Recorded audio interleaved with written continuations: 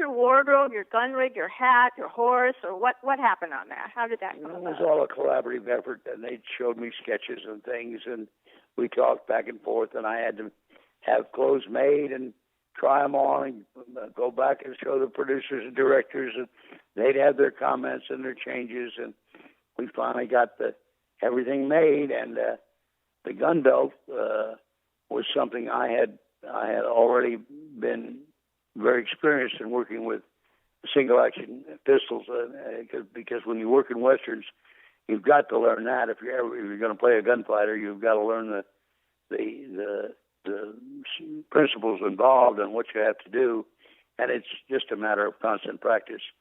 And I practiced an awful lot on playing small parts on big westerns, and so I had a chance to practice my draw every day, and I spent hours doing that. And I had developed a fondness for a rig that I had seen Steve McQueen wear in the Magnificent Seven.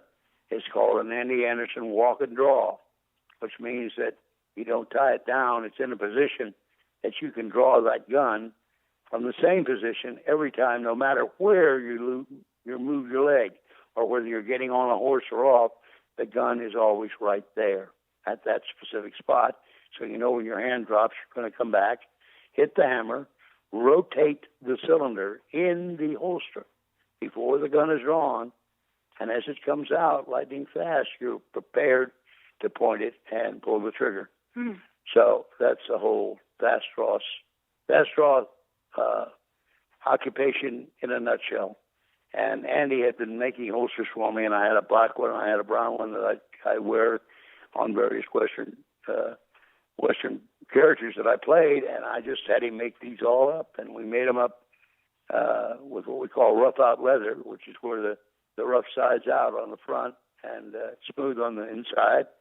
And then we only had 6 bullet loops because the Virginian was such a fast gun. I didn't figure he'd need any more than 12 shots, or 11 if you're running around the countryside with an empty cylinder under the hammer, which is the best thing to do with a single-action pistol, because if you drop it, it can go off, So it can't go off if there's no bullet in the chamber.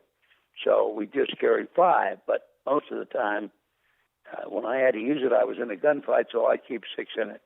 And sometimes it shot 18 times, Amazing. No, I'm just kidding.